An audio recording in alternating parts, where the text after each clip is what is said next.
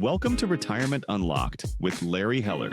Your life, your way, unlimited possibilities.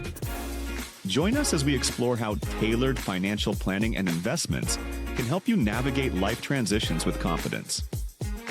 Let's dive into this week's episode.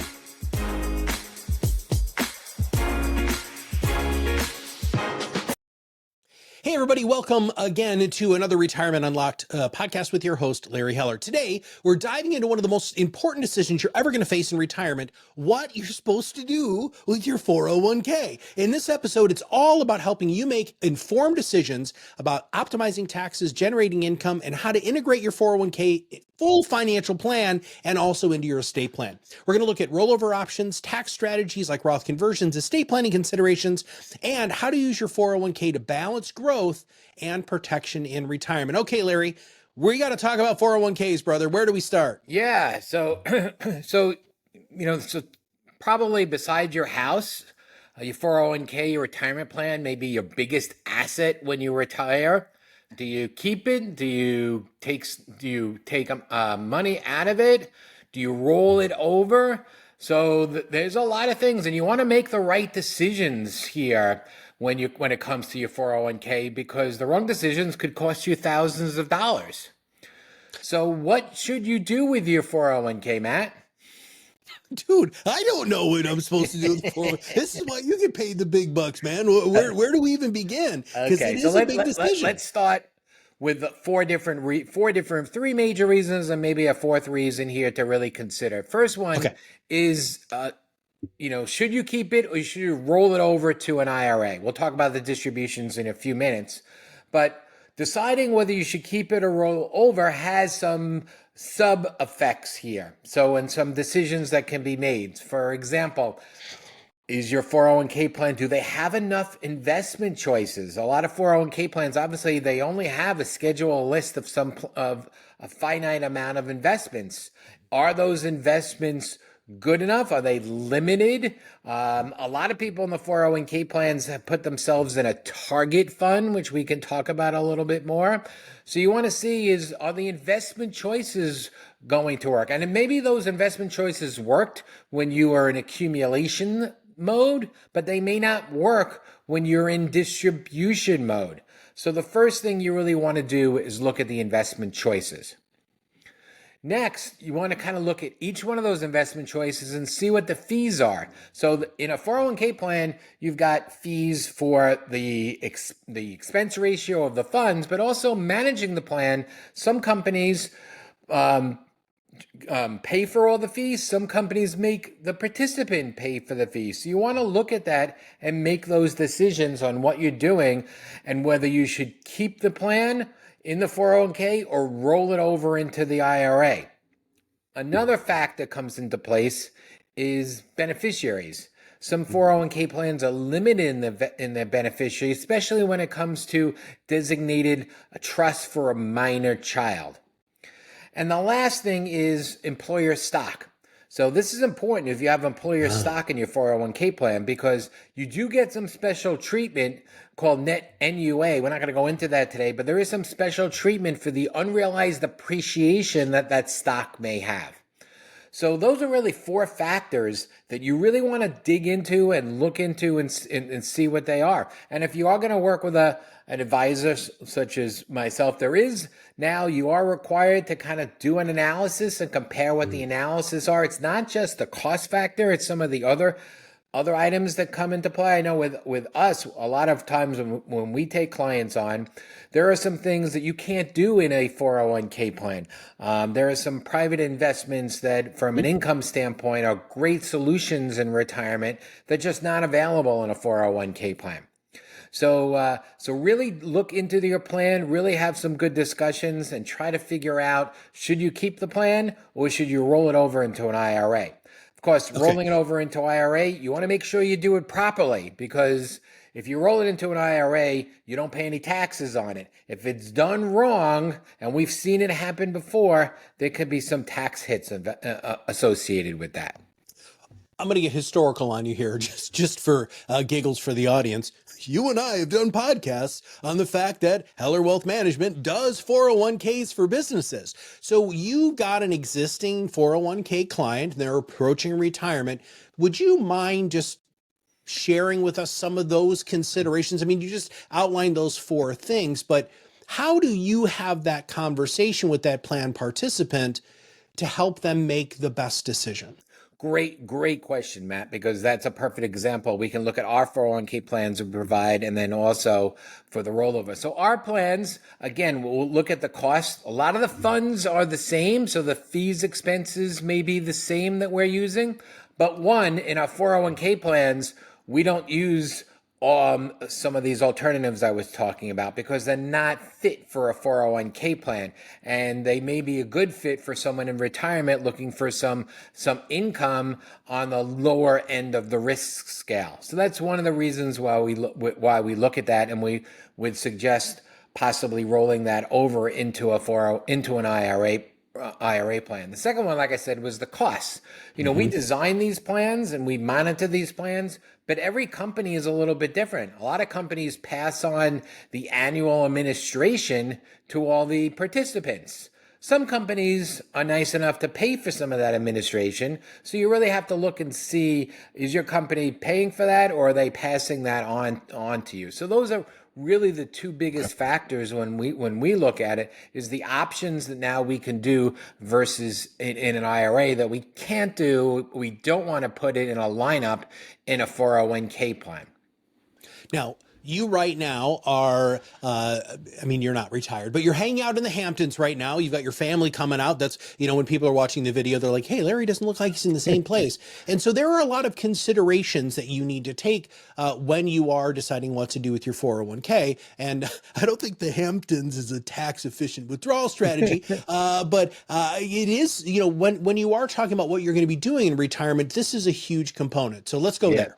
Yeah, absolutely. If you're lucky enough, maybe you can retire in the Hamptons if you come to work with us one day. But so we're out here just for the month and working vacation, I'll call it. So Sure. So we're doing 1 or 2 podcasts. We're out here, nice little casual environment. I'm looking out at the water as we speak.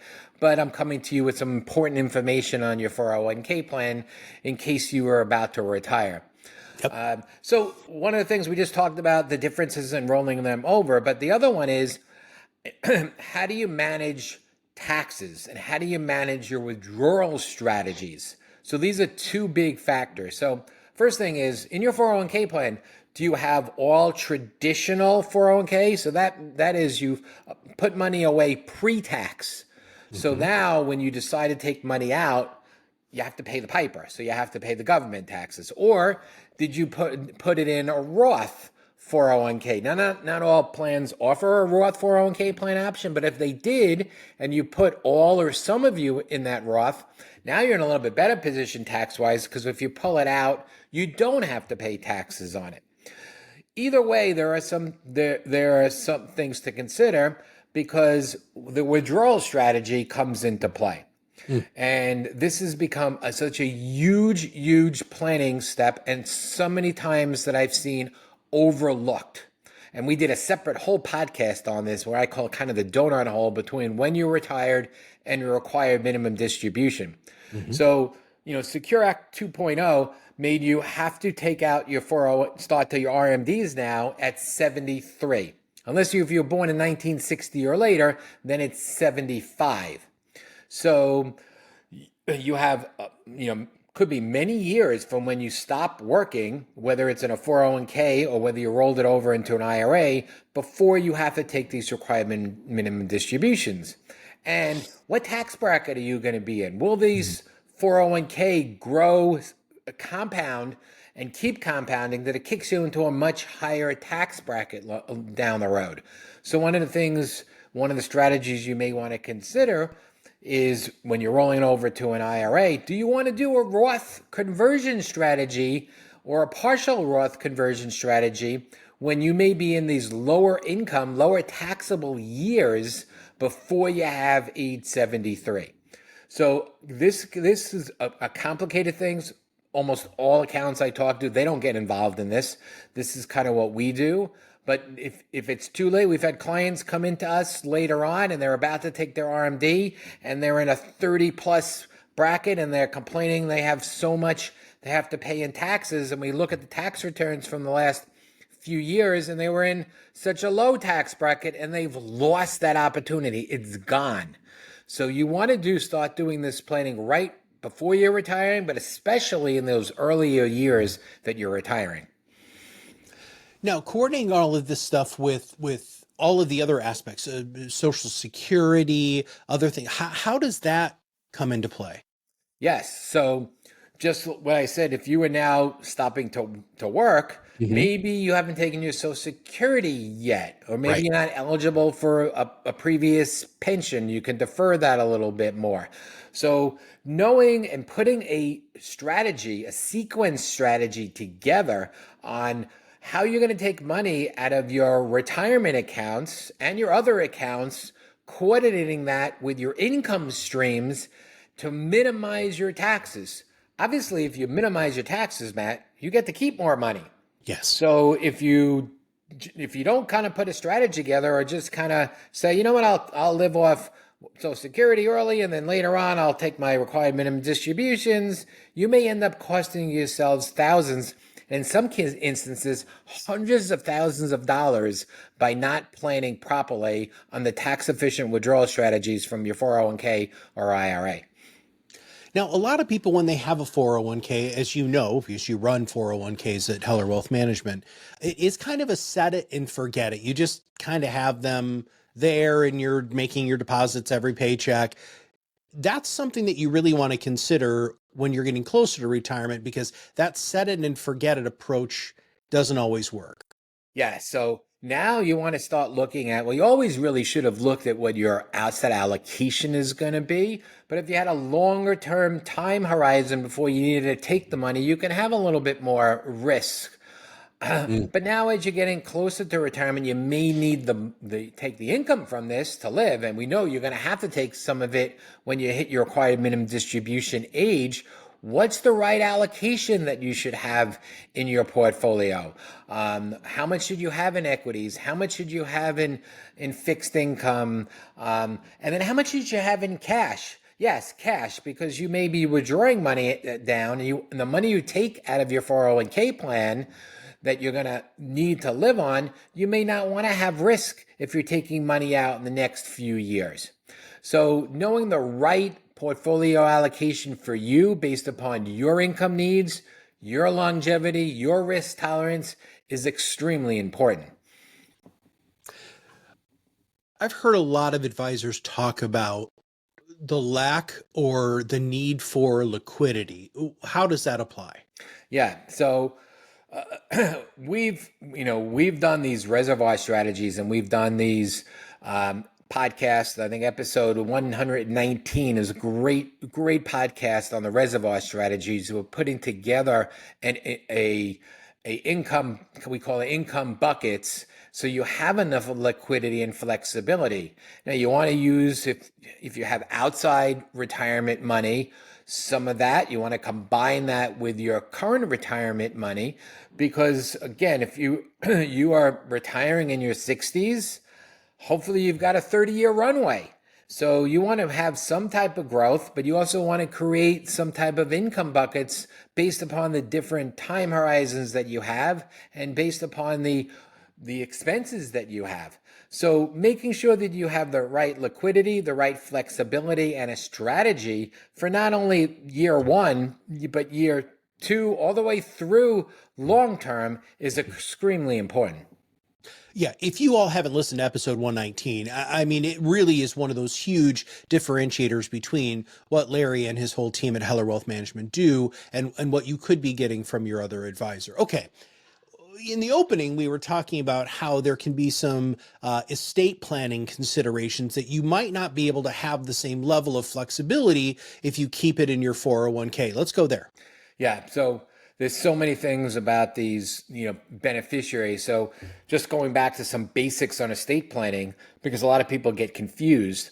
That everyone says, well, I have a will. So my will is going to govern where my assets go. And that's what most people think. I've actually had a client come in one year with multi-millions of dollars. And I started asking him, oh, no problem. My estate attorney, he actually had a book. Man, this is years ago, a book this thick with everything in his wills and trusts and everything along those lines. And I said to him, do you know how much this is really going to go through? And he said, no. Well, I said, half of it doesn't go through because you've named different beneficiaries in your 401k plan than you have in your wills. So you might have wanted money to go to children in different percentages, but you didn't say that in your 401k plan. He flipped out. He's like, why didn't my attorney tell me that I had to change it in my retirement accounts? So it's critical to look at your beneficiaries in your retirement accounts because they're not governed by the will. And I can tell you plenty of stories here. We've had beneficiaries who have named their ex-spouse and never changed their ex-spouse. We've heard stories where somebody's died and they didn't change their ex-spouse along those lines. So, or people going through a divorce. We just, unfortunately, I just heard a sad story, but somebody was getting divorced and the divorce had not gone through.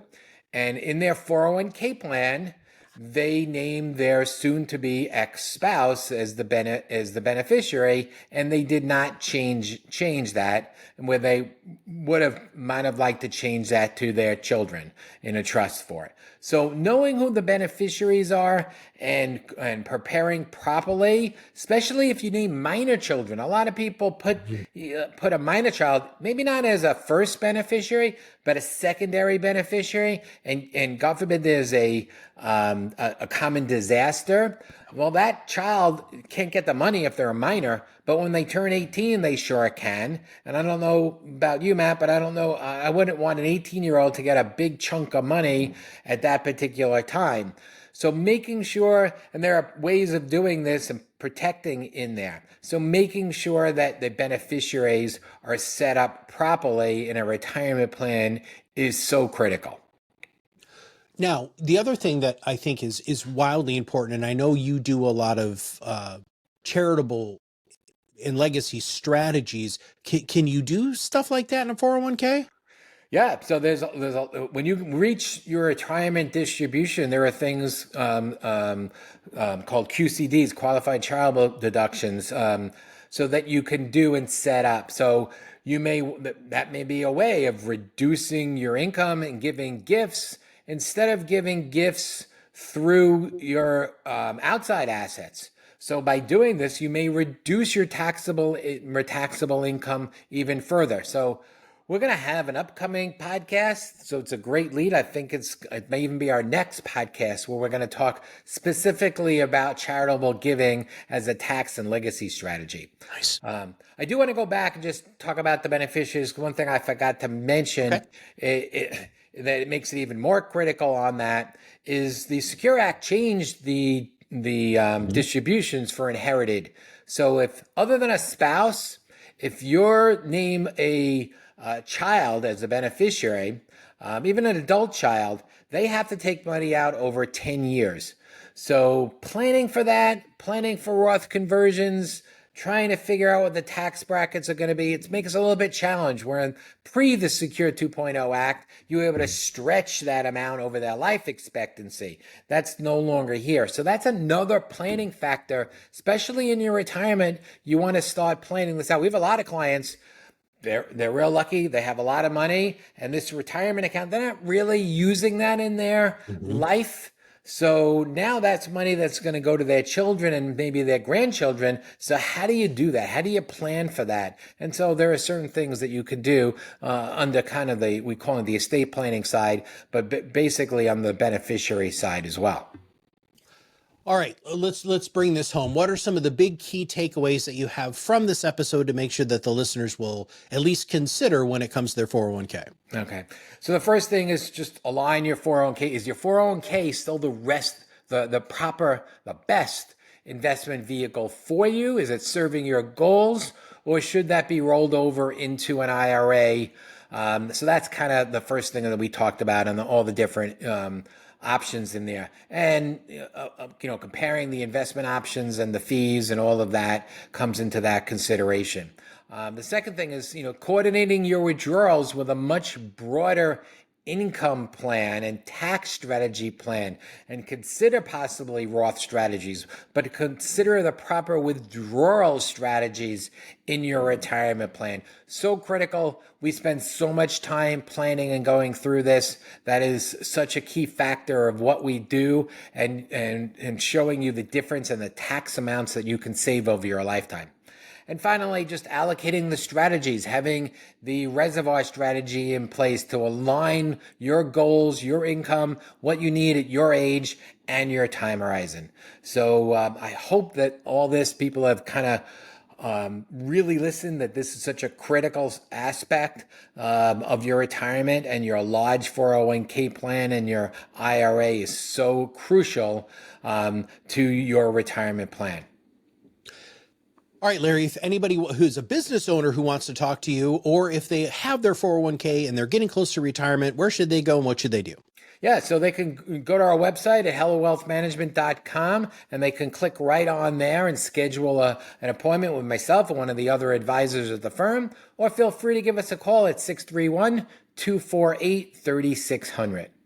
All right, everybody, thanks for tuning into this Retirement Unlocked episode. If you found this episode helpful, make sure that you not only like, share, and comment, but please make sure that you're sharing it with other people. If you know somebody who's getting close to retirement, this is a vital podcast for them to listen to make sure that they don't make very, very costly mistakes. And if you do want to take the next step, all you have to do is click on the link in the episode description or in the show notes, and there is a link to Heller Wealth Management where you can do exactly what Larry was just saying, which is to schedule a free consultation with somebody on their team. Your ideal retirement starts with a conversation, so let's get started. We'll see you next time on Retirement Unlocked.